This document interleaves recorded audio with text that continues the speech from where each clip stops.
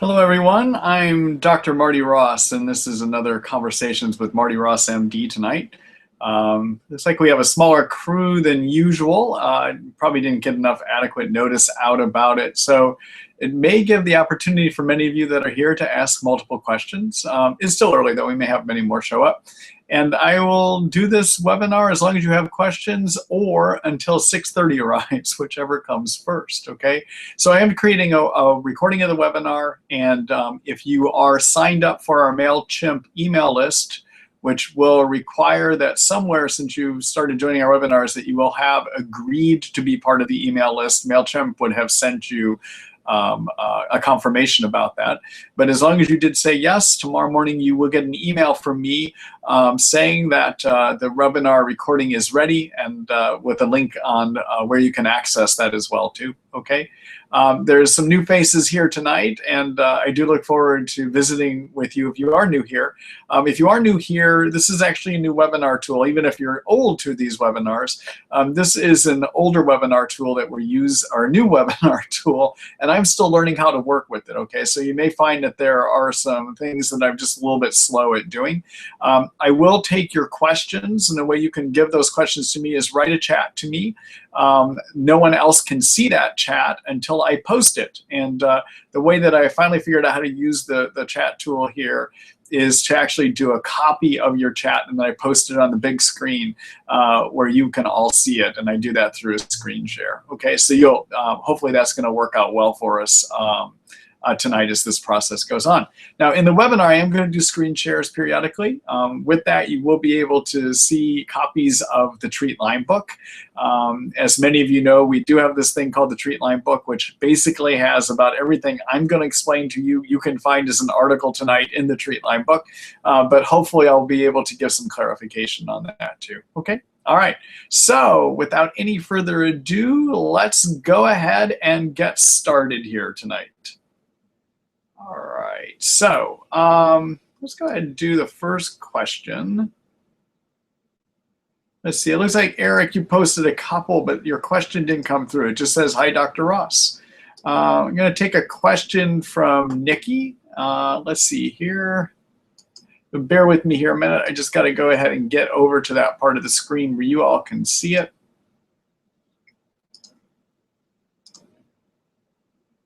Okay, so this is where we're going to be writing the questions here tonight. Let me get Vicky's question posted up here. And let's see there. Okay, so this is a question from Vicky, and Vicky wants to know, can yeast cause food intolerances? Is it reversible? Starting to think I can't eat anything anymore. All right, so let me go back here so that I can see you and you can see me. Okay, so Vicky, hold on here just a minute. I got to do one thing on my other computer where I'm trying to see how this is working for everyone tonight. I'm going to answer that question here in just a minute. Okay. So in terms of food intolerances in yeast, yeast can trigger something called leaky gut syndrome, okay? And what happens with yeast is when you have too many yeast living in the intestines, the cells that line the intestines will get inflamed, and they plump up and they pull apart, all right? So so that's the process. But what happens is you have the inside of the intestines, okay? And then separating the inside of the intestines and your blood vessels is one layer of cells, and they touch up against each other very tight, all right? So notice I'm not showing any gaps. My fist represents cells, okay? And then right below the cells, right down here, is a blood vessel, okay? So basically you have the intestines, you have one layer of cells, and then right down here is a blood vessel, all right? Now, the way that things get from inside the intestines down into the blood vessels is they normally get absorbed into these cells. They get passed through the cell, and then they go down into the blood vessel area down here. Now, separating the cells and the blood vessel is a bunch of immune cells right in here, a bunch of immune cells, all right? So now, what happens is if you get too many yeast here, these cells plump up and they pull apart, All right, so now you got gaps.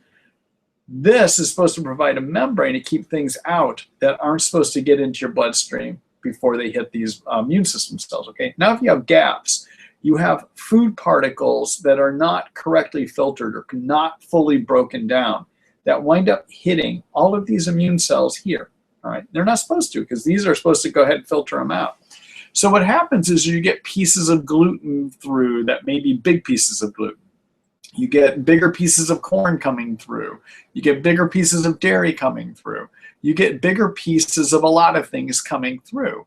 And what they hit are those immune cells, all right? And they can trigger allergic reactions. So having too many yeast leads to leaky gut syndrome, which leads to too many pieces of food, big pieces of food, if you will, getting through those gaps, stimulating the immune system, leading to an allergic reaction by the immune system.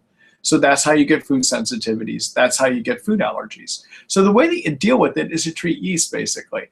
And treating yeast, usually after you get yeast cleared out, usually within about 2 or 3 months, you should be able to go back to having a lot of those foods that you have developed food allergies and food sensitivities to, okay?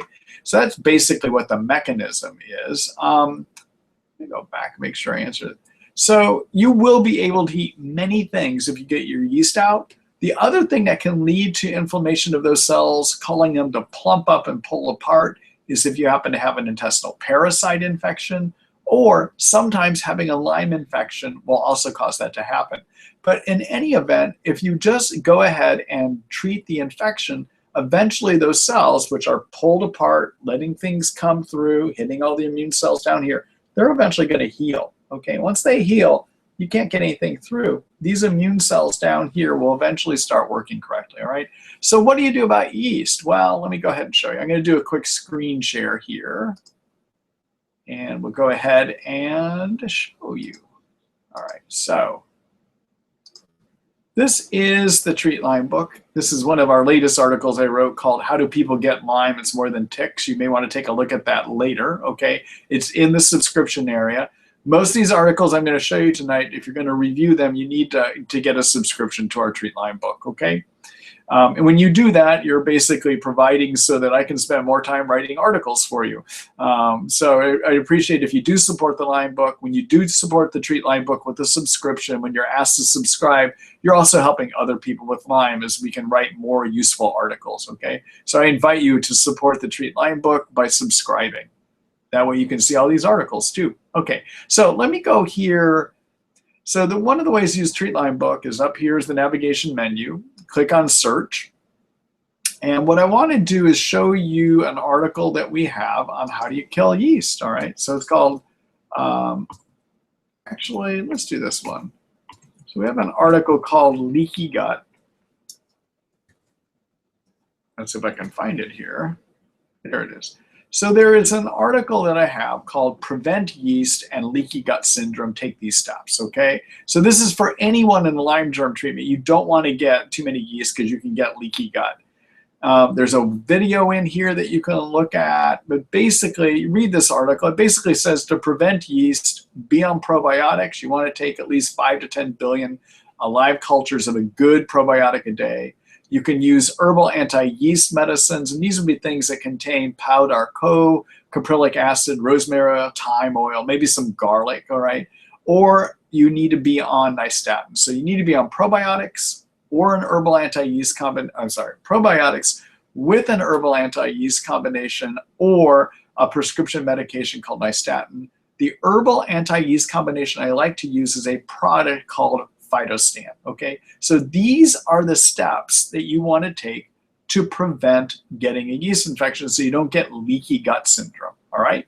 Okay, now, if you do get leaky gut syndrome, you want to heal your gut. And the way you want to heal your gut is to get rid of those yeast if it's yeast that is causing the problem. And if you want to look at later how you go about doing that, we have a guide called Kills Yeast, a brief guide. And in here, we talk about how do you diagnose if you have too many yeast. And basically, you're going to fill out a questionnaire that we have here. If you score over 140 or higher, there's a high probability of having too many yeast. Okay. We talk about how do you figure out if you might have too many yeast? Well, probably you're going to have sugar cravings. You're going to do worse after you have sugar. You're going to have some increased intestinal gasiness and bloating, vaginal itching or discharge, maybe some rectal itching. You might get rashes. Acne always gets worse for some reason when you have yeast. Difficulty swallowing. You may have white patches in your mouth. Now, you don't need to have all of these, okay, to consider if you have yeast, but a number of them would indicate you do. Down here, I go through the prescription treatments that you can use. And I also talk about what to do if you happen to be getting resistant to your yeast. There's things, medicines I like using if you start having trouble treating yeast, okay? And then basically with your diet, you want to avoid simple sugars, all right? That's the most basic thing you want to do. If you really want to get strict with your diet, you can do something called a paleo diet that I don't write about here. All right, one other thing. Remember I said that sometimes you can have, besides having too many yeast leading to leaky gut syndrome, you can also have intestinal parasites leading to leaky gut syndrome, okay? And let's see here. So if you want to read more about intestinal parasites, there is an article we have called Kills Parasites, A Brief Guide. I'm not going to go into it now, but come back later and take a look at this article. It gives you information about even when you should consider if you have too many parasites too, okay? All right, so let me stop screen sharing here. Let me go back. All right, so thank you, Nikki, for that question, all right? I hope that answered it for you. Now, the next question is from Charlene. And let me get that posted up here for everybody to see. Hold on here just a minute.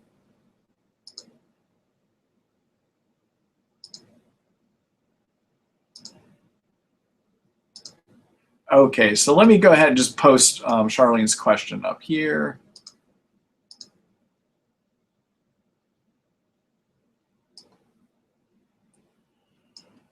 And believe it or not, I'm getting there. All right, there we go. Okay, so this is Charlene's question.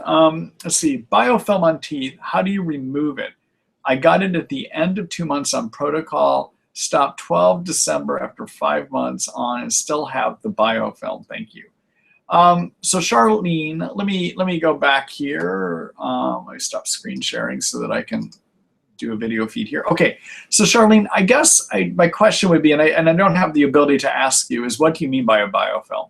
So for instance, it's very common on antibiotics, especially the tetracyclines, or on Biaxin, or on something called Zithromax. Those antibiotics in particular, it's very common to develop staining of your teeth, like a brown color, okay? And some people might call that a biofilm, but that's not technically a biofilm. It's staining, all right? And that staining is not permanent unless you have veneers. If you've had some dental work where they add a covering to your teeth called a veneer, sometimes those veneers can get stained permanently with the antibiotics. But other than that, it just may be staining of the teeth in general. And the way you get rid of that is you have a good tooth cleaning. You go to the dentist. And sometimes during treatment, you might need to have your teeth cleaned about every 3 months to get that brown, dark staining off of it, okay? Now, if you happen to have a true biofilm, all right, if some dentist has told you that you have biofilms, you would still start with a cleaning of the teeth.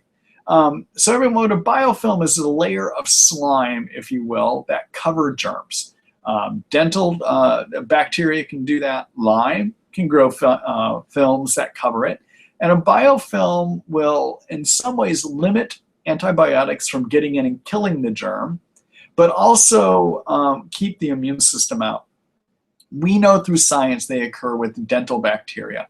We also know through science that they also occur in Lyme infections, okay? Now, just because you have a biofilm in Lyme does not mean you need to take any extra steps to remove that biofilm. Often just using your herbal antimicrobials or prescription antimicrobials will get rid of biofilm. And in fact, there's been some petri dish experiments that looked at biofilms. We know, for instance, that an antibiotic called doxycycline gets rid of about 60% of biofilms in addition to killing germs. Tinidazole, which is one that we might use to treat the microscopic cyst form of Lyme, gets rid of about 95% of biofilms. My two favorite herbs for wiping out Lyme are called banderol and cemento, also known as a tova bark extract and cat's claw. If you use those two together, they wipe out 100% of biofilm.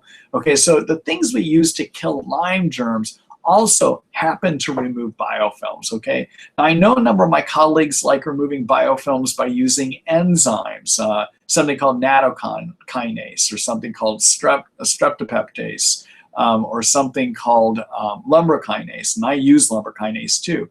But they will do it at the beginning of a treatment. I don't think you need to. I think at some point, if you're not progressing through treatment, like about 6 to 9 months, you might need to add biofilm coverage specifically by using one of these enzymes. But for most people, you don't need to. Just killing your germs with antibiotics will take care of it, okay? So back to your dental question. First of all, the first part of that is make sure, I was just confirming what you mean by biofilm. If you mean coloration, dentists can remove that easily as long as you don't have veneers, okay? But if your dentist has told you you have biofilms, they should do regular teeth cleaning, and you might then want to start using some digestive enzymes to remove those biofilms. Plant enzymes or even earthworm enzymes. The earthworm enzymes is called lumbrokinase. I think of all the enzymes, that's the best one to use. All right, so what does lumbrokinase do? Well, so lumbrokinase are a group of enzymes that are made from the skin of earthworms. I really love this thing called Lyme disease. We get to use all these interesting things like earthworm skin enzymes, okay?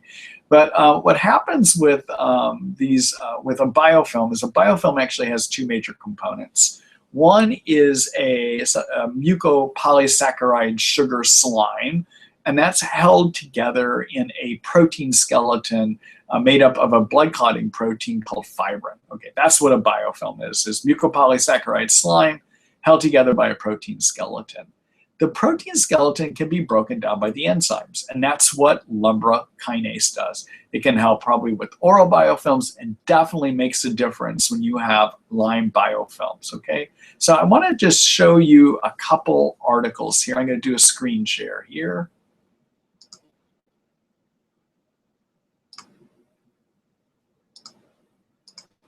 All right, so we're back in the Treat Lyme book, okay? That's where this article is found. I want to go ahead and search for a couple things here so to show you that you can come back and look at these later. The first one is an article that I have written about lumbrokinase. All right, and you can read it here. This is the lumbrokinase article. The lumbrokinase is actually, it's good. It helps break apart biofilms because it breaks down those proteins that hold them together, okay?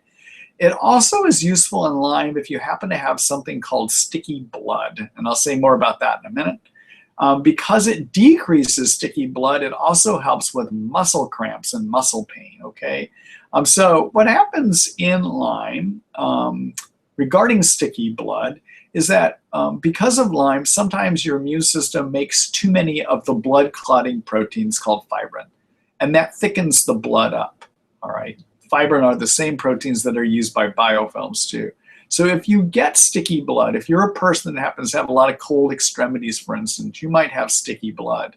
One of the things that can help break that down is to be on lumbrokinase too. Now, the way you use your lumbrokinase, whether you're using it for biofilms or whether you're using it for sticky blood, is you take it as a 20 milligram pill. You do one pill twice a day, okay? All right, now, so if you have obvious cold extremities, you might want to consider using lumbrokinase, because if you break sticky blood down, the blood is going to flow more deeply into your tissues, into the small blood vessels, okay? But the other thing, the way that it helps with muscle cramps is sometimes your muscles aren't getting adequate blood flow because the blood is too sticky. It can't flow into there. And again, you would want to use the lumbrokinase for that, okay? So we talk about it here, and we even describe in this article that it comes from earthworms, okay? That's my favorite part about it. It's generally safe to use. About a week before surgery, you might want to stop it because you want to decrease thinning your blood out. All right, and then you can go back on it perhaps about a week later. Okay, that's the main safety issue about it. And again, 20 milligrams, I recommend about 2 times a day on the lumbrokinase, okay? All right, now, I want to show you one other article. Let's see here, back on our search function here in the Treat Lyme book. So there is an article that we have written about biofilms. There's this one called Biofilms Gated Communities, okay? It has a lot of the information I just described to you. Talks about how to treat biofilms using both research-based and theoretical. The research-based says that my 2 favorite herbs that kill Lyme, otubo bark extract, also known as banderol, and cat's claw, also known as cemento, that if you use these to kill Lyme, they also remove 100% of the biofilm. Okay, you can read it more by clicking that article.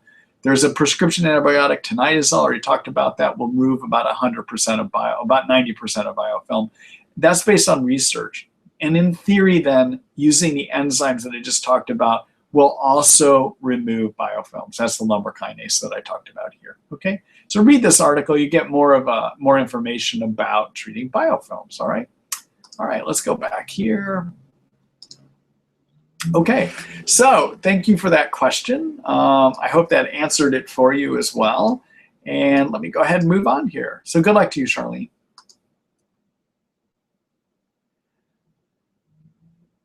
Okay, so let me move on here.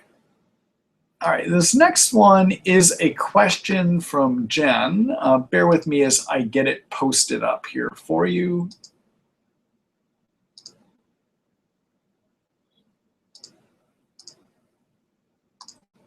Okay, so let me get this question posted.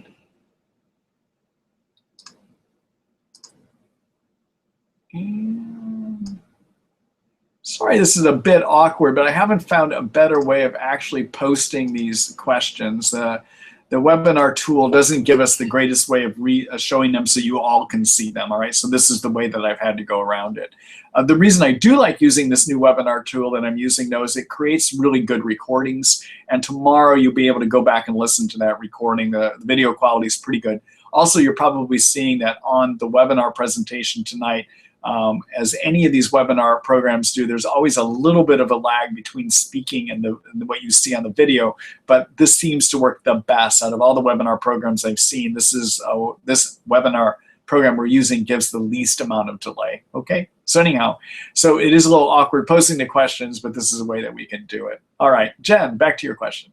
Is it possible to have Bartonella if your Lyme is still negative?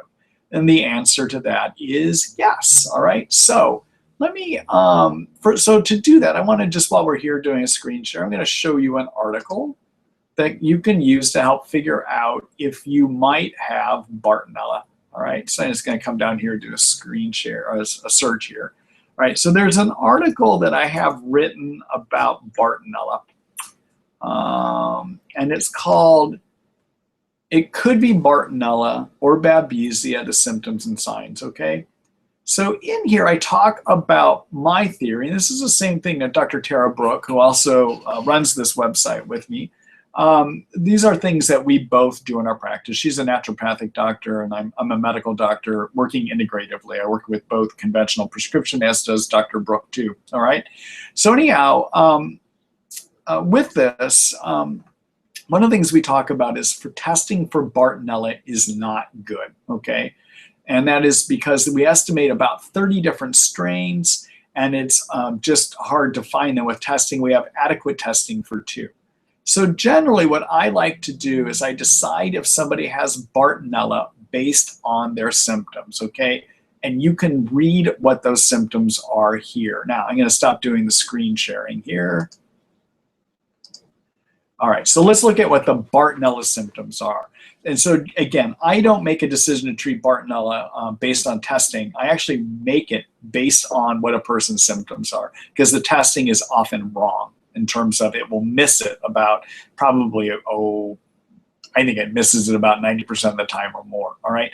So symptoms that make me think about Bartonella are pain on the bottom of the feet is a classic one.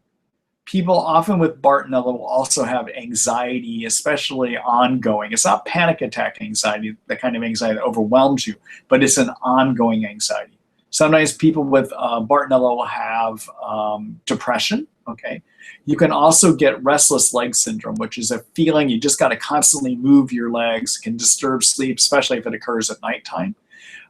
People with Bartonella often will have increased daytime sweating, okay? They may have urination problems. In fact, Bartonella can cause something called interstitial cystitis, and that's an inflammation of the lining of your bladder. It makes it so you got to pee a lot, makes it so you have a lot of urge to pee. Okay, that can happen with Bartonella. Bartonella often can give rashes that look like stretch marks in non-stretch mark areas, okay? And Bartonella can give just profound thinking impairment.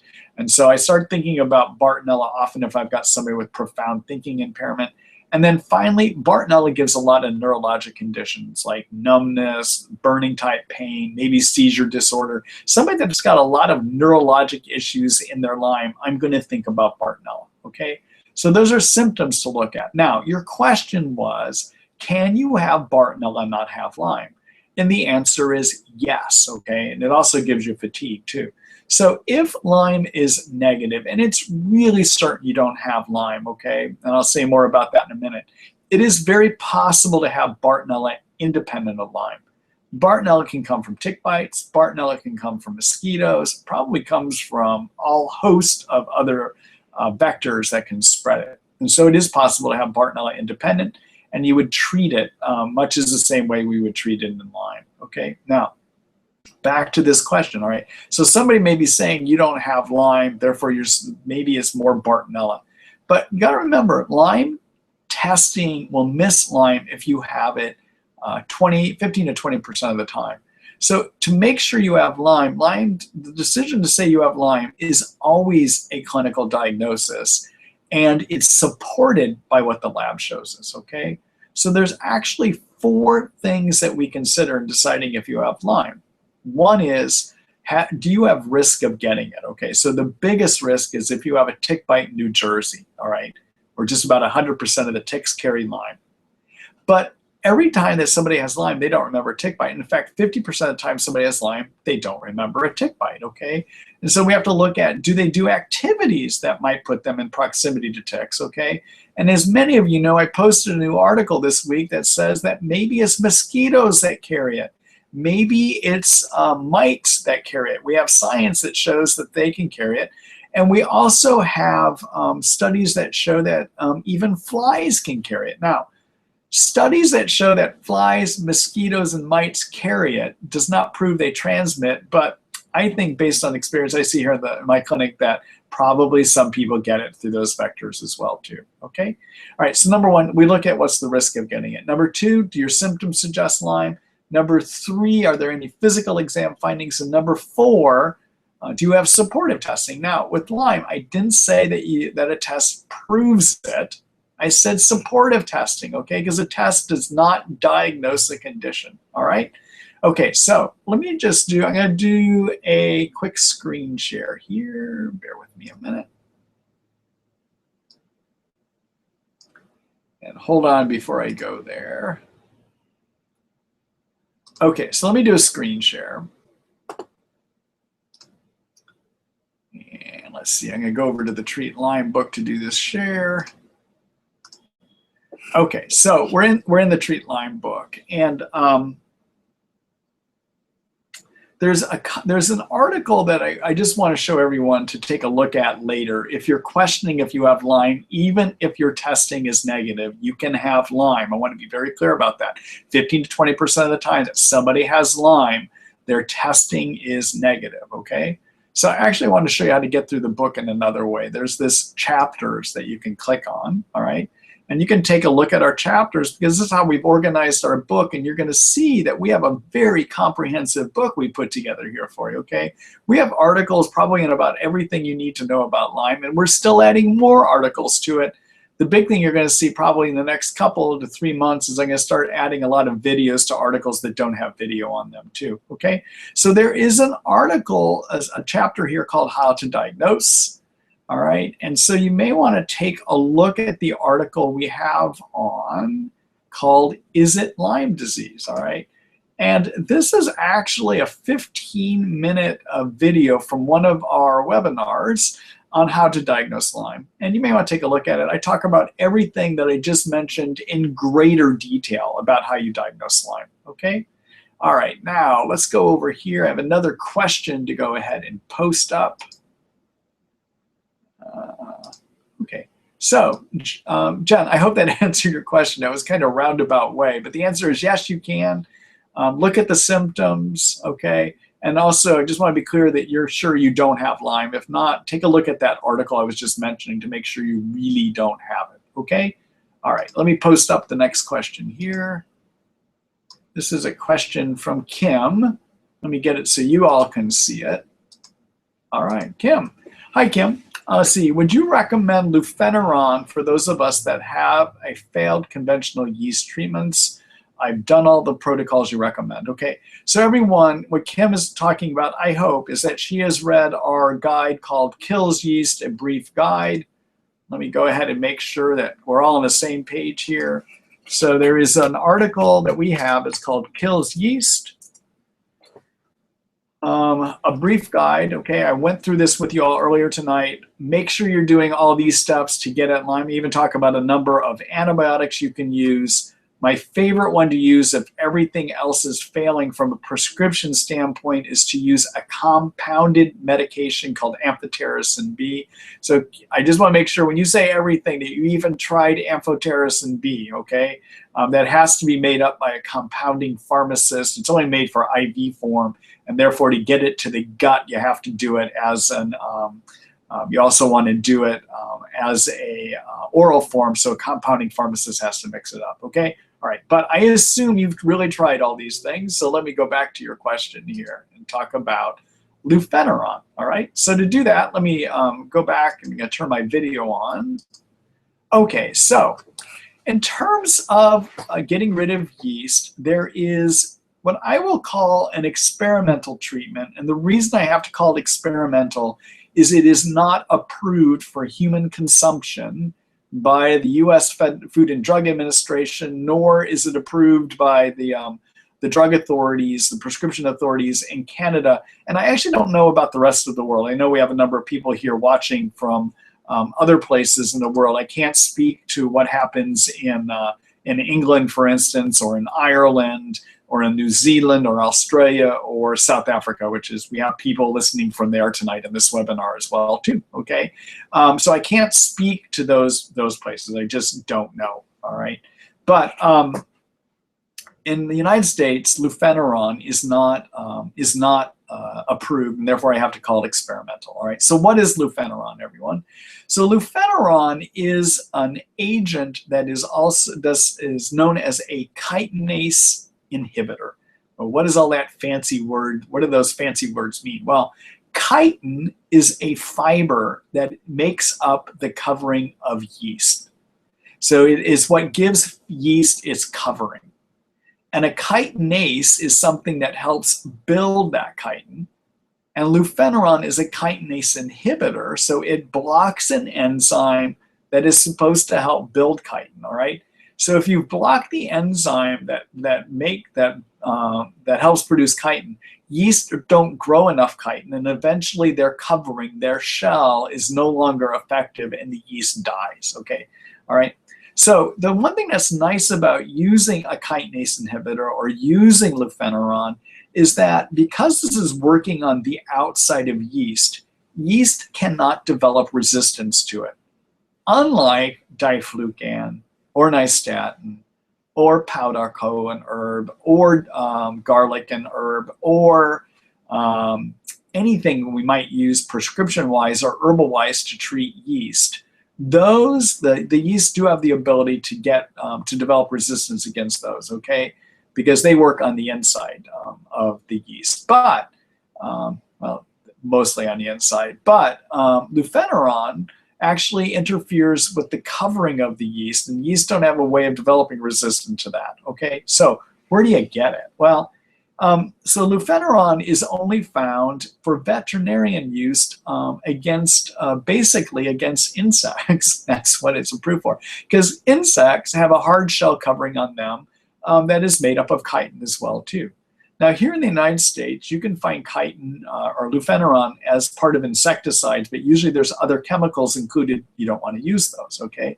In Switzerland, there is a source, a place that you can get lufeneron And again, I have to caution, because if there's any drug administration people listening tonight, this is experimental. This has not been proven to be safe for humans, although my own opinion is it is, based upon limited human research. The pharmaceuticals are not going to do the required research because they're not going to make any money off of this stuff, okay? So for instance, a 2-week treatment of lufeneron cost about $27 or $28 US. This is cheap. They don't want to research this medicine because they're not going to make any money off of it, okay? I'll say that again. Now, the limited human studies that have been done, when I look at them, it looks like it's a safe substance to use. I have numbers of my patients using this, and I don't see any problem develop, okay? So there is this source that is just pure lufeneron. It's out of Switzerland. You can find it at a website called shop, that's SHOP, .owndoc, OWNDOC.com, okay? shop.owndoc.com, all right? It's a Swiss source. She ships around the world, okay? Now, how do you use it? Well, it comes as a 9-gram packet. You want to roughly divide that into 3 parts, and you're going to do 3 grams 1 time a day for 3 days. All right. The reason you don't have to use it for 3 days, because it actually works over 2 weeks, is because it's fat soluble. Anything that is fat soluble gets into fat and stays there, and within the fat, it acts as a bank, basically, that then feeds the rest of the system over a period of time. So when you do lufeneron, that 3 days of treatment you use, that you actually take the medicine, actually is a 2-week treatment. It's working over a 2-week period of time. All right.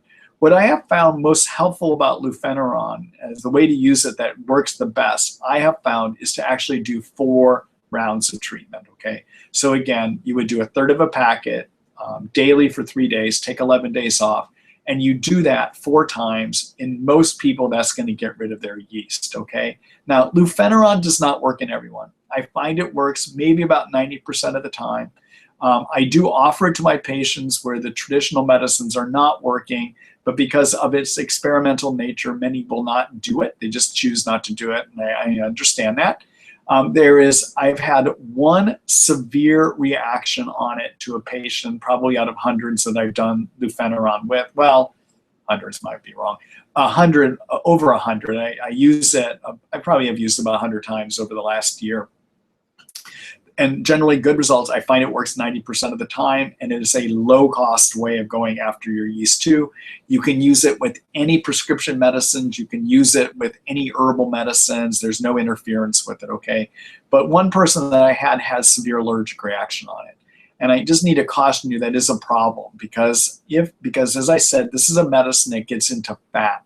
Things that get into fat take forever to get out of the body. And when I looked at what's called a half-life, the amount of time it takes to get half of this medicine out, in animal studies, it's about a month, all right? Now, what we know in medicine is that we say and we know that it takes 4 half-lives to completely get a medicine out, all right? So in animal studies, this stuff has a half-life of a month. That means it would take 4 months to get this out. What I had to do with my one patient that had severe allergic reaction to it is we had to start doing an aggressive detox program to get it out of the fat. And I'm not going to take the time to tell you what that was right now, but I just want you to be aware, even though this is something that works on chitin, because it does get into fat, there is a rare chance of getting allergic reaction to it, okay? Just rare. She did well. It didn't take 4 months. After about 3 weeks of doing an aggressive detox program with her, she was doing fine and is doing really well these days because it actually did work to get rid of her yeast, even in the brief period of time she was on it, okay? All right. So I hope that answers your question. Let me go ahead and move on here. So, Kim, to answer the final part is, would I recommend it? Yeah. I recommend it, especially in people where nothing else is working, but I do acknowledge the experimental nature of doing it, okay? Let's see here.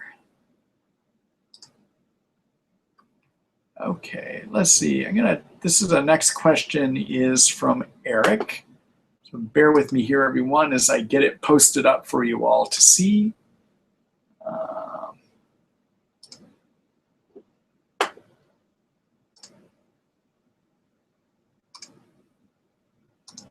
Okay, so let me put Eric's question up here.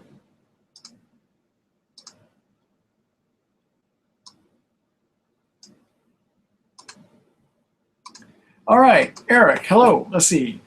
I have an occasional recurring raised rash on my chest, back of the neck, and upper back that is sometimes itching or burning at night. Have you seen this before?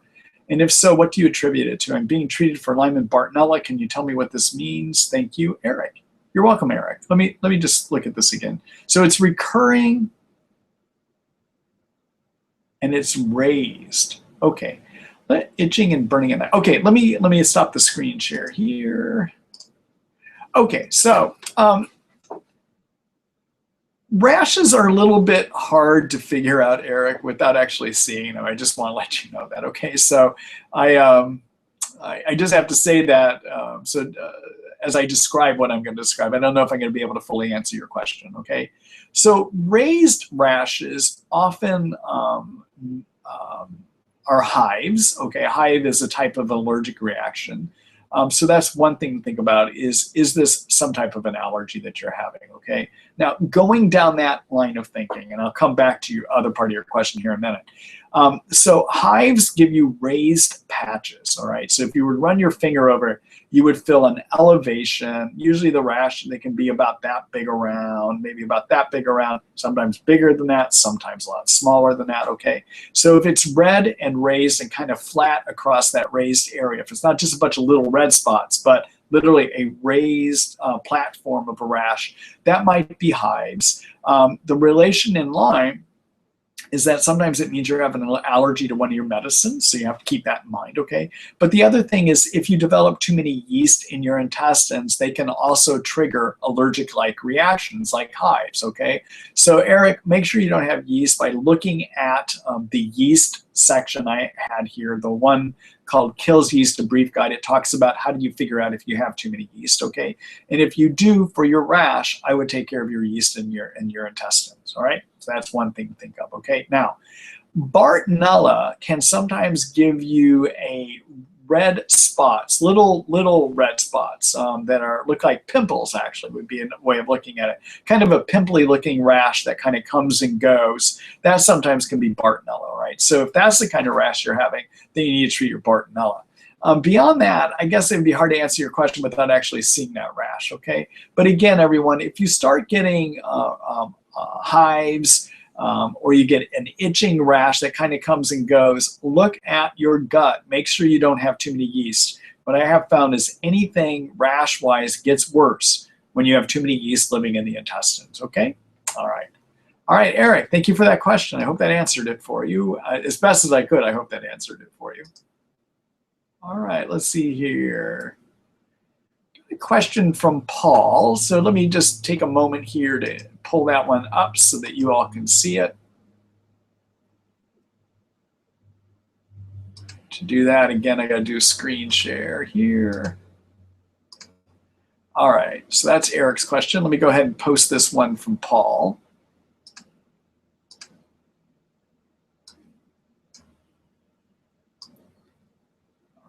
Okay, let's see here. All right, Paul. Hi, hello, welcome here this evening. Let's see, my daughter has been using Cemento and Banderol for treating Lyme disease. She developed hives from Cemento and her doctor switched her to Teasel and Banderol. We are from New York and I've read that Teasel seems to be more successful with patients located in the Midwest. Do you like the combination of Teasel and Banderol or do you have a better suggestion? Thank you for all that you do. You're welcome, Paul. All right, let me go back here. I'll be glad to answer that question for you. Okay, so everyone, in treating Lyme, there are a number of herbs that you can use. In general, any one herb will work maybe about 50% of the time, okay? Except for a combination of two herbs that I have found to work about 85 to 90% of the time. And those two herbs are Otoba bark extract, which is the Banderol that Paul was talking about, all right? and then cat's claw, which is cemento. If you use those two herbs together, they work about 85 to 90% of the time to get rid of all three of the forms of Lyme. Okay, so for all of you that don't know, and for all of you that do know, I'm going to review it again. The Lyme germ exists in three different forms. And you have any one of those three forms you have in you at all times, okay? So there's something called a spirochete. That's that corkscrew looking thing that you probably have seen pictures of on the internet. It also exists inside of your cells. We call that intracellular Lyme. And it exists in a microscopic cyst form, okay?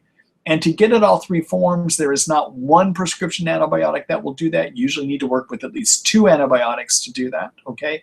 And to get at all three forms, you would usually need to use, well, you can use one herb, but I have found, again, an individual herb only works about 50% of the time.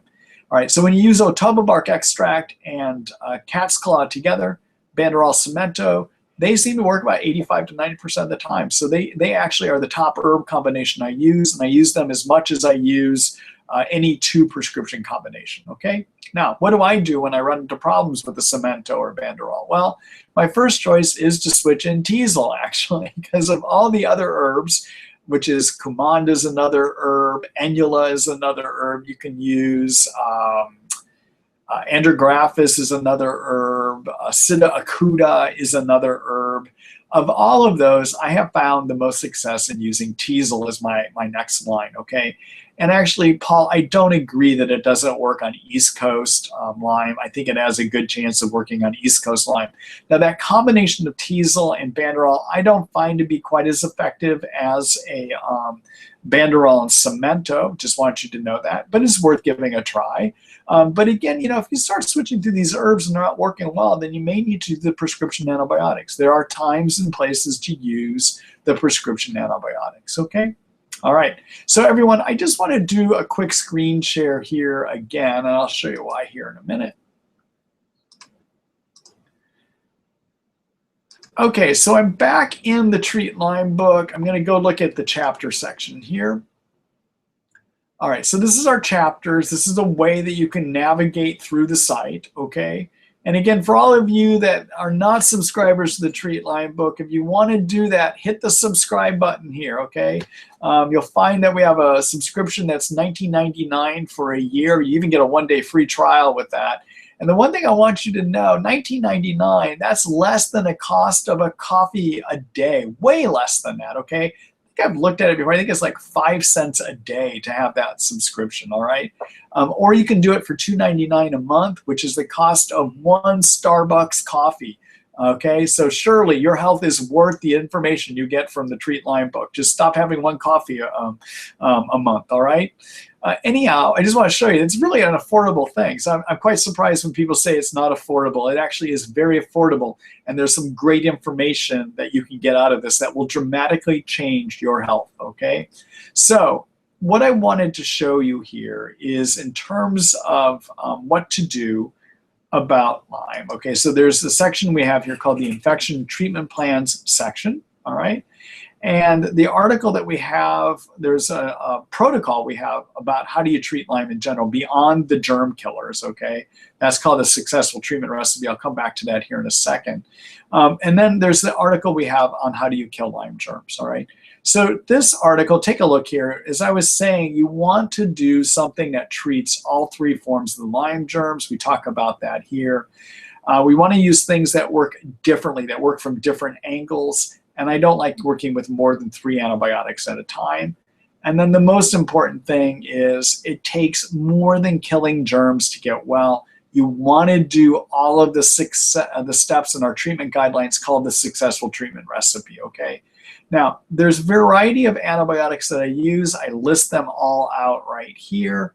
And I talk about Otoba bark extract and cat's claw, okay? We even have an article on that. All right, and then I come down here in this article, I give you sample treatment protocols, all right? So you can use clarithromycin with tinidazole, for instance, okay? And in here, I describe how to use the Otoba bark extract in cat's claw, okay? Now, in terms of using the Teasel, I don't have it listed here, but you would want to work up in an adult to 30 drops twice a day of that, okay? Because I like using it in a tincture form, all right? For those of you that have a hard time finding Teasel, it's not readily available on the internet. And in fact, the company that we buy it from will not allow us to sell on the internet. You can give us a call here at the Healing Arts Partnership where I work, and you can find out where that is by reading the About Us section here, okay? But the number, if you want to give us a call, we will sell through phone orders, is 800-470-7217. That's 800-470-7217, okay?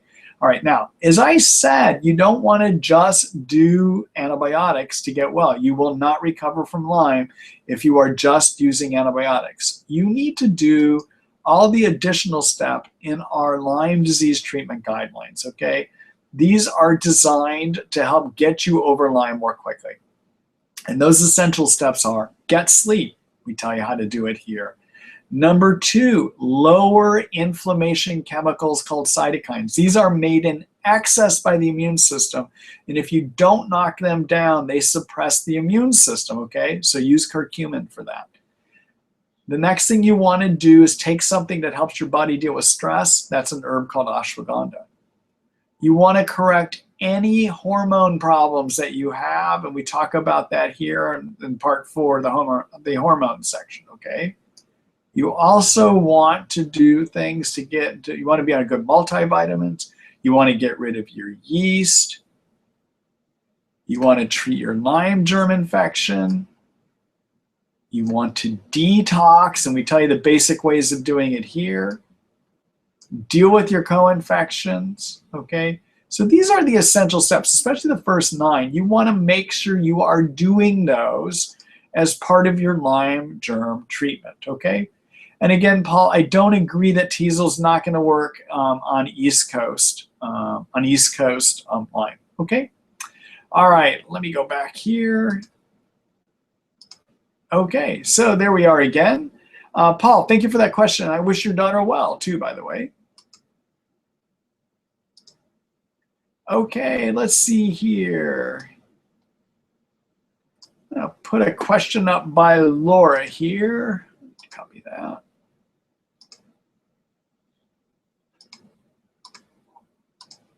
All right, so here we are. Let me remove Paul's question here and put hers up. All right. Okay, so this is from Laura. All right, so, and welcome here, Laura. Since kefir contains milk that has been broken down, is it still considered a dairy product that is not ideal for Lymies? Or are there any other reasons that Lymies should not drink kefir? Thanks, Laura. You know, so kefir, I have mixed results with kefir. And when I tell my patients that have dairy sensitivities or dairy allergies is to give it a try and see, all right? So the proof is in the pudding, if you will. All right, so I have mixed reactions. I do have some people try kefir and they do fine, even though they may have dairy allergies, because it is a broken down product, as you say here. So I think you're just gonna have to give it a try and see what happens, all right? So the one thing you should know, if you are sensitive to something and you've been off of it for 3 weeks, so like if you've had dairy out of your diet for 3 weeks, and then you reintroduce something that is dairy, in this case, possibly the kefir that acts like dairy in you, if you introduce it and you've been off of it for a while, you will have a strong reaction right away. And what that strong reaction usually is severe fatigue, okay? That's the thing that's gonna get bad for you, all right? Okay, Laura, thank you for that question. Let me go back here. All right, so thank you for that question. Moving on here, let me see one thing. Okay. All right, let's see. Next question is, oh, looks like I had a question posted twice here. Okay, so the next question is from Ben.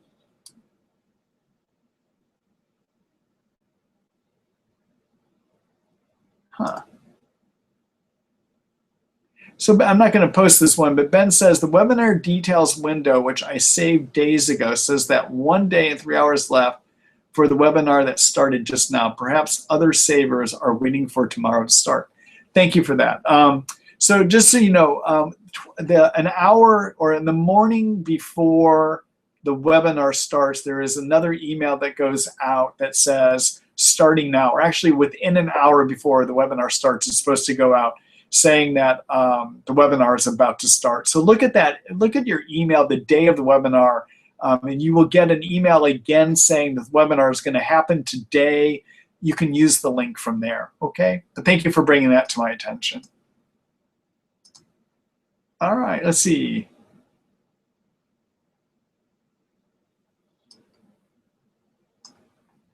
All right, let me do, this is a question from Lindsay Johnson. Let me prepare it so that I can show it for you all to see. All right, so let me put it up here.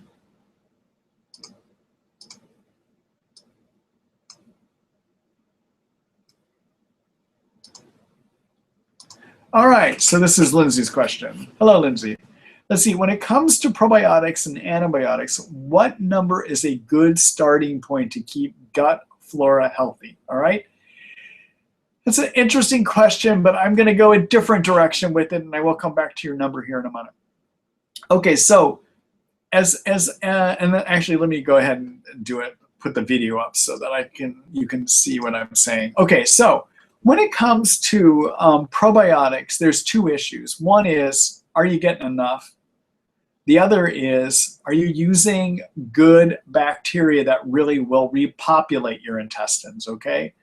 The majority of probiotic products that are out there, frankly, are garbage. I'll say that again. The majority of probiotics out there are garbage. The stuff that you buy at the grocery store, even the health food store that they keep back in the refrigerator that has 100 billion cultures per pill, most of those are garbage. I don't care what anyone says, they're garbage. And here's what the issue is. The problem with probiotics is you want to make sure that you're using a brand that has a bacteria in it that are strains that have scientifically been proven to actually repopulate the intestines, okay? So it's not just about getting them in, putting billions of cultures in, for instance. It's about using strains that have some science that says they repopulate the intestines, all right? And there really are a limited number of strains that do that. So if you happen to go to a naturopath, they know what products are that are out there that do that, okay? We, in our office, use a product which is made by a company called Soroil. It's called HMF Forte, F-O-R-T-E. It uses strains that have scientifically been shown to repopulate the intestines, okay? And when you're using a good product like that, anywhere from about 5 to 10 billion live cultures is going to be sufficient, okay? So that's what I would recommend. The product we use, HMF Forte. If the other major brand out there that you can often buy through various supplement stores or really high quality natural food stores is a product made by Pharmax, that's P-H-A-R-M-A-X, called HLC. That also uses strains of bacteria that are proven to repopulate your intestines, okay? So everyone, the reason to repopulate your intestines with good bacteria is to help with digestion and also to take over territory from yeast, okay? So our intestines always have bacteria and yeast that live in them. And if you get too many bacteria living in the intestines, if you get too many yeast knocked down, yeast will take over territory, number one. But also, sometimes by being on antibiotics over time, the quality of the bacteria that are in there becomes poor. We call that dysbiosis. Good quality bacteria aids in food digestion, okay? But if you don't have good quality bacteria, you get indigestion then too. So make sure you're using high quality probiotic, all right, Lindsay? Okay, now I gotta just do a quick, thank you for that question, by the way, too, Lindsay. And I'm gonna just make a comment now about supplements. So to do that, I'm gonna do a screen share. Let me go over there. Let's see here. Okay, bear with me. I've just got to pull up a screen here.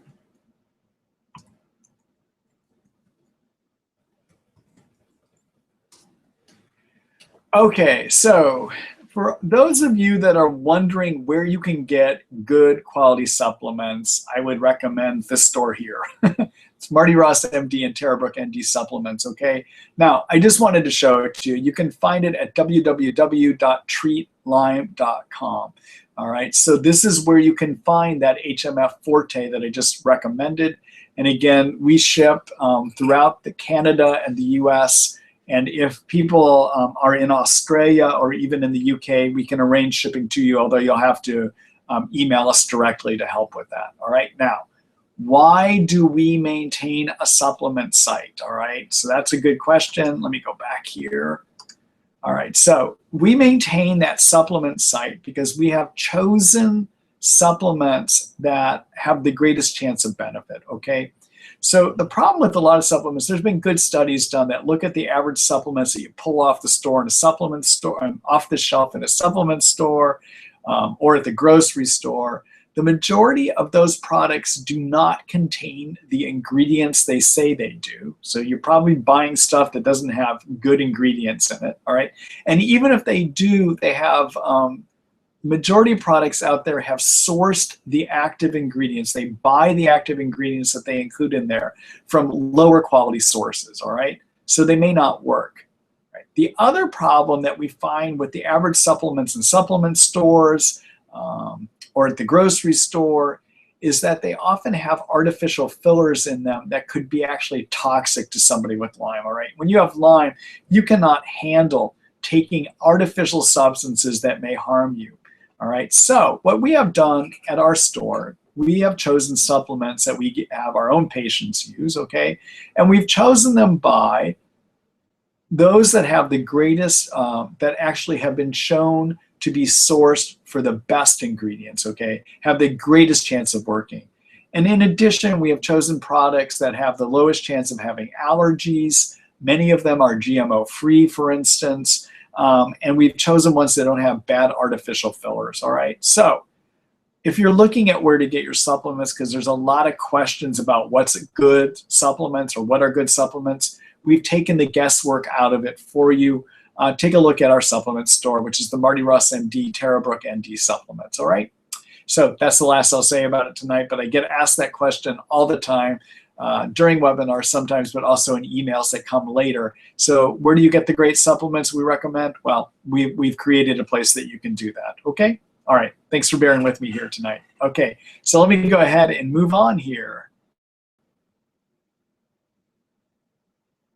Okay, so this next question is from Bruce, all right? So let me prepare it so you all can see it here.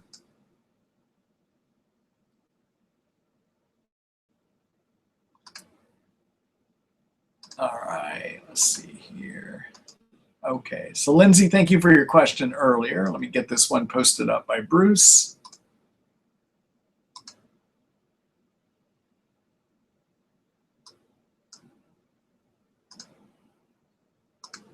All right, so Bruce, hello Bruce. Let's see. Is there some way of determining how much of a person's fatigue is related to mitochondrial dysfunction versus infection-caused adrenal fatigue? It's a good question, Bruce. Okay, so what Bruce is talking about is when somebody has Lyme, there actually are multiple things that can contribute to fatigue, okay? And so one of those things that contributes to fatigue is hormone dysfunction, all right? And there is so of the hormones, thyroid can be low, your adrenal glands can be low, and either one of those can contribute to fatigue, okay? So thyroid, for instance, sets the speed at which your metabolism works in your cells, okay? And the adrenals release cortisol and DHEA, which gives energy, also helps the immune system work well, okay? All right, so yeah, your adrenals can get fatigued. If your adrenals are low, symptoms that suggest low adrenals are afternoon crashing relative to the morning. Your energy dips a lot more in the afternoon. Another one that can indicate adrenal fatigue is if you get dizzy often when you stand up, lightheaded when you stand up, okay? Another one that can indicate it is if you happen to have episodes of hypoglycemia regularly, low sugar regularly. And what that will look like is you need to eat frequently to avoid getting jittery or shaky or emotional, okay? That's hypoglycemia, all right? If you have some of those or one of those, that can indicate adrenal fatigue, okay? So that's one way to make the distinction, okay? Now, what are the things, though, in Lyme that lead to fatigue? Okay, well, number one, not getting enough sleep. That leads to fatigue. Number two would be having too many cytokines, because excess cytokines made by the immune system lead to fatigue. That's number two. Number three, hormone dysfunction. Number four, having too many yeast triggering cytokines leads to fatigue. Number five, not having adequate micronutrients. That's why in our successful treatment recipe, we say be on a good multivitamin, okay? Number six can be mitochondria dysfunction, okay? And mitochondria, what are they? Well, mitochondria are the energy factories found in every one of our cells. And inside mitochondria is where fat and sugar are burned into cell fuel. Okay, and for that to happen, you need a healthy membrane covering on the mitochondria. You also need adequate vitamins that mitochondria need to work correctly. Now, one of the things that can happen in Lyme, because of having chronic infection, over time you develop too many oxidizing agents, which can damage the mitochondria membrane. But that can be rebuilt, okay? So let me just show you an article here that talks about both adrenals and also about, excuse me, also talks about mitochondria dysfunction. So let's do a screen share again.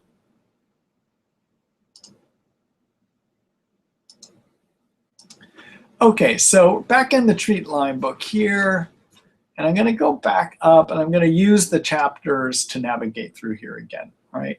So there's a chapter that we have written on energy and fatigue. That's where I'm going next. All right, so this is our energy and fatigue chapter. And there is an article we have here on mitochondria, okay? And I'll show you that here in a second. There's some other things. I have written an article that is the steps you want to take to build your energy, and I'll go into that here in a minute.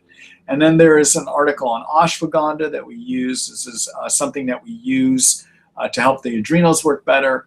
NT factor, phospholipids, this is something we use to rebuild mitochondria so they work better, okay? And then there's an article on your adrenal and thyroid, okay? So what do I recommend? What do I say to do? What are the best ways to help your fatigue? And these are the most basic ways, all right? So number one, if you've been on treatment for 6 to 9 months and your energy is not improving, then it's time to go ahead and repair your mitochondria. And to do that, I like this NT factor phospholipids, the product that has the fats in it that make up the outer membrane of your mitochondria. If you repair the mitochondria membrane, you'll get better energy generation inside, okay? So that's one of the things I like to do, especially in a person that we're about 6 to 9 months in treatment. If their energy is not improving, I use the NT factor phospholipids, 2 pills 3 times a day with food for 2 months, then decrease it to 1 pill 3 times a day, okay? Now, if you are also a person that still has a lot of signs of low adrenals, and I went through those earlier with you, I would also use ashwagandha, all right? And to do ashwagandha, it's an Ayurvedic East Indian herb. You want to do 2 pills in the morning and 2 pills between 1 and 2. Number 3, be on a good multivitamin, okay? And although I don't have it written here, the ones we like are a product made by Integrative Therapeutics called the Energy Infusion, okay? Or we like, if you happen to be sensitive to things or allergic to things, the other one we like is a product made by Thorne called Mediclear, all right? Now, if everything else fails, there are prescription medications you can use. We talk about them here. Generally, I don't like them because I call them empty energy. They don't repair anything. They just give you a boost the way that caffeine does, for instance, and in the end, that may exhaust you more over time, all right? Okay, so you can go back and look at the rest of the articles in that chapter later here.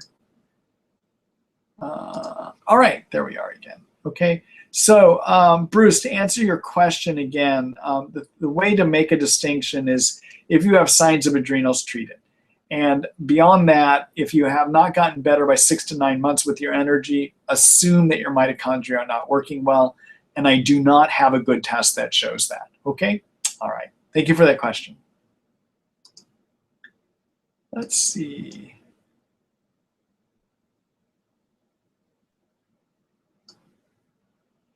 Bear with me here for a minute. All right, so I'm going to take a question from Deborah here.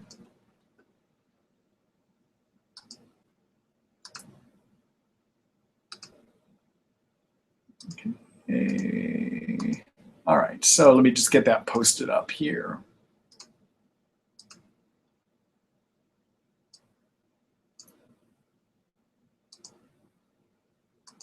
All right, hello, Deborah. Let's see. I have been diagnosed with small fiber neuropathy that affects mostly my feet and to a lesser extent my hands. I am being treated clinically for Lyme and Bartonella. Any other ideas or considerations you would have for treatment or other problems that could cause this? Thanks so much for your valuable time. Love the Treat Lyme book. Thank you, Deborah. I hope you're getting some benefit out of that. I actually need to write an article about neuropathy of the small nerves. Okay, so anyhow, maybe I'll turn my answer tonight into that next video article. All right, so thank you for giving me the opportunity to do this. Okay, so let me go back here. I'm gonna do the screen. I'm gonna remove the screen share so I can do my video so you can see me here as I decide to talk about this. Okay, so everyone, small fiber nerve injury.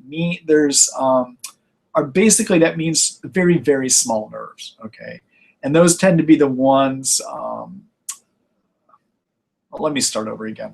So big nerves are the kind that come out of your spinal cord or the kind that runs right here by your elbow, your funny bone. There's actually a nerve that runs under there. The big nerve that runs here in your carpal tunnel. You probably have heard of people having something called carpal tunnel syndrome. Those big nerves divide and become very small nerves. And then they divide and even become smaller nerves. And eventually, the ultimate component of all these are small fibers, okay? Now, small fiber nerves can get injured in Lyme. Now, many of you may have been to the neurologist as part of your Lyme, and they stuck a bunch of needles in you and did something called a nerve conduction test, okay? And they said, didn't find anything, therefore they didn't think you had neuropathy, or they told you you're crazy and told you go see a psych, okay?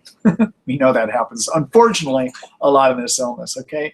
But the problem is small fiber neuropathy does not show up with nerve conduction studies, all right? It's something that you might see with a biopsy, but I don't advocate doing biopsy on everyone, okay? So when somebody has numbness in their extremities, or if they have burning nerve pain, for instance, that often indicates small fiber disease. You can make that diagnosis based on what clinically is going on. So when you get small fiber disease, we can assume that the outer membrane of the nerve cell, gets damaged, okay? So we can assume there is nerve cell damage, right? So first of all, you want to go ahead and decrease the injury, and that means getting rid of your germs, all right? So I agree that you're treating Lyme and Bartonella. And when I have somebody with Lyme disease, if they have neuropathy, I automatically assume Lyme is part of it. And generally, I assume Bartonella is part of it, especially if you have more Bartonella symptoms, okay? And again, take a look back at that article about Lyme, Bartonella symptoms that I showed earlier tonight, okay? All right, the next thing I will do is I like to repair the cell membrane with the nerves, okay? Now, just a minute ago, I was talking about NT factor phospholipids to repair the covering of energy factories in the cells called mitochondria, all right? So let me talk about that, because we can also use that to repair the covering of your nerves, or the cell membrane of your nerves. So any cell in us is made up of a fat layer. The outer membrane of any cell is a fat layer made up of a group of fats called phospholipids, okay? And also, inside of our cells are about 300 to 400 mitochondria per cell, energy factories per cell. The membranes of the mitochondria are also made up of phospholipid fats. So what we do to repair mitochondria also repairs the nerve cell coverings or any cell covering that's been damaged, okay? So what I like people to do is to take NT factor phospholipids that I was talking about earlier with mitochondria repair. And you do 2 pills 3 times a day for 2 months, then decrease it down to 1 pill 3 times a day. You get 2 benefits out of that. Number 1, it directly repairs the cell membrane. Number 2, you repair injured energy factories in the cells so that the cell can generate energy to repair itself, okay? And you also get better energy out of it too, okay? So number 1, in addition to treating your germs, repair your membrane, okay? Number 2, take glutathione. Okay, so glutathione, everyone, is a master reparative antioxidant that is naturally made in every one of our cells. It's also made in liver cells too. In the liver, it's used to actually detox. It's the main detox chemical that our liver uses, all right? But in all of our cells, it helps repair damage. And in particular, it helps repair damage in nerves. Now, our cells make this stuff, okay? But especially if we've got injury, the cells may exhaust their supply. The gas tank for glutathione may get empty, in which case we have to replace it. Okay, so you can replace it. And you can do it with an oral form. And what I like using for that is you want to use a form of glutathione that is microscopically wrapped in fat. We call that liposomal glutathione, okay? And the product that I like for that is something called Tri-Fortify Orange. It's made by a company called Research Nutritionals. You do about 500 milligrams, 1 teaspoon, 1 time a day. Okay, now the reason it's microscopically wrapped in fat is that glutathione generally is not that well absorbed, okay? Now, for somebody that has really bad neuropathy, I might not even try to do the oral form because in some people it is not absorbed, in which case I might do it as a breathing treatment called a nebulized glutathione, okay? So a nebulizer is a way of blowing air over a chamber, a liquid chamber that has the medicine in it, creates a mist, you breathe it in, and that gets absorbed really well into the bloodstream, okay? So, but the second thing, again, is glutathione. So NT factor to repair the fat membrane of your nerves, fill up the glutathione gas tank by taking glutathione, okay? Third thing is you want to be on an anti-inflammatory that decreases nerve inflammation. And what I like using for that is curcumin. Curcumin is a component of turmeric, the Indian seasoning that makes all your food yellow, and it lowers inflammatory cytokines that injure nerves, okay? So be on curcumin, 500 milligrams, 3 times a day. You want to be on a liposomal variety of that one too, actually, to increase its absorption. Be on glutathione, be on NT factor, okay? Those are the main things I do to repair neuropathy in addition to treating the germs, all right? And the germs being Bartonella and Lyme. Okay, so I hope that answers your question. And I don't think I have an article on that, but let me just, bear with me here, man. I want to do a quick screen share.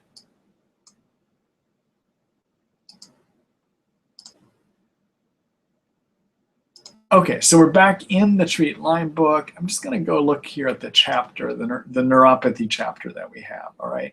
So for those of you that are not familiar too, as you can see, we not only do we talk about how you kill Lyme germs here, we've written a resource here that tells you what you can do with most of the problems that you develop in Lyme. And we're still adding to it, but you know, we probably have about 70 articles now here. We have information about how to deal with 70 different conditions that occur in Lyme. This is a pretty comprehensive resource now.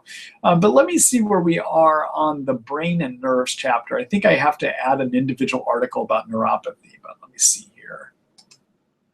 So there's our brain and nerves chapter, okay? And let's see here. So in here, we talk about glutathione, and this is where you can find more information about how to do the nebulized glutathione, okay? Talk about heavy metals, because sometimes that can be a problem. We talk about the NT factor that I was just telling you about. The article we have on tremors, lithium. There's the curcumin I was telling you about, okay? But nope, I need to write an article about how to repair injury to the small nerves. So I just told you how to do that. And probably I'll turn that into a video article tomorrow, okay? Well, Once the recording is done, I'll probably turn it into a video article, and I might actually do that beginning tomorrow, all right? So thank you for that opportunity to create a new article. All right, Deborah, good luck to you.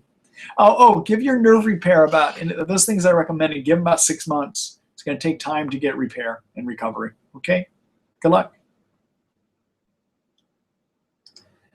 All right, let's see here. Next question is from Sally. So let me try to get this one posted up.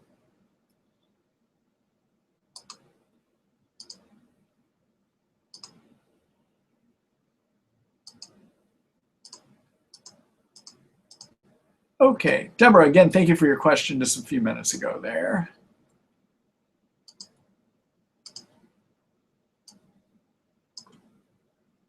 Wish there was an easier way of doing this, everyone, but this works. All right, Sally, let's see. I've been experiencing some anxiety and focus problems after being on antibiotics for Lyme for about 9 months.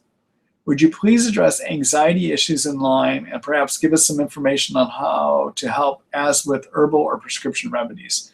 Thanks for these webinars. Dr. Ross, they've been really helpful. You're welcome, Sally. Let me see here. Anxiety and focus problems. Oh, okay, got it. So you want problems with both, you want help with both anxiety and with focus. Okay, so let me do, while we're here, I'm going to do a quick, I'm just going to take you to an article that I have on both, okay? Actually, this is probably the best way to do it. So let me go over here. All right, so we're in the brain and nerves chapter. All right, so to get help with your thinking, improving your focus and your thinking, take a look at this article called My Brain Isn't Working, I Think. What Can I Do? Okay. And in here, we talk about various supplements you want to do for brain repair. Number one, be on a good multivitamin that has vitamin B12 and vitamin D3 in it. Okay. Number two, to improve your thinking, decrease brain inflammation, use curcumin. I just talked about that with the neuropathy too. Number three, lithium orotate is a wonderful element, a nutrient that helps nerves work better. Okay, now I just said lithium, and I know some of you may be concerned because lithium is also something we use for people that have mental health illness, all right? But I'm not talking about using it for people with bipolar or manic depression, all right? When we use it in those conditions, it's 600 to 900 milligrams a day, all right? When we use lithium to help nerves work better, we use it as a 5 milligram pill, and you do 1 pill 3 times a day. This actually helps nerve signaling. It helps nerves talk together better, so you have better cognition, okay? So be on a good multi, take curcumin, use lithium orotate, and finally also do the glutathione I was just talking about in the neuropathy discussion a few minutes ago. And then be on the NT factor to repair both the mitochondria that helps your brain nerves work well and also repairs the covering of those nerve cells, okay?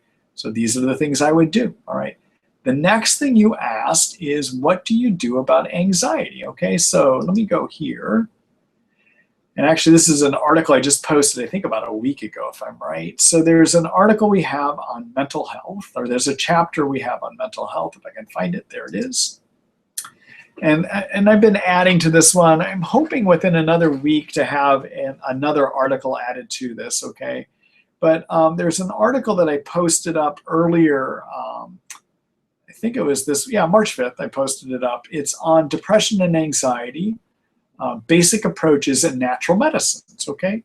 So first of all, we talk about this. I want to be clear. Lyme is not in your head, all right? So people, other doctors that you might have seen may want to tell you you're crazy and that's your problem, but this is not an article about Lyme being in your head. This is an article about what to do when you have real conditions that happen because of Lyme, all right? So I talk about how do you diagnose depression and anxiety here.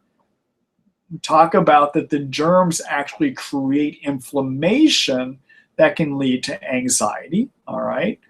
And we talk about various lifestyle things you can do here that help. Exercise can help with both depression and anxiety. In fact, exercise is as effective as prescription medications, okay? You can also do meditation, can be helpful, especially with anxiety.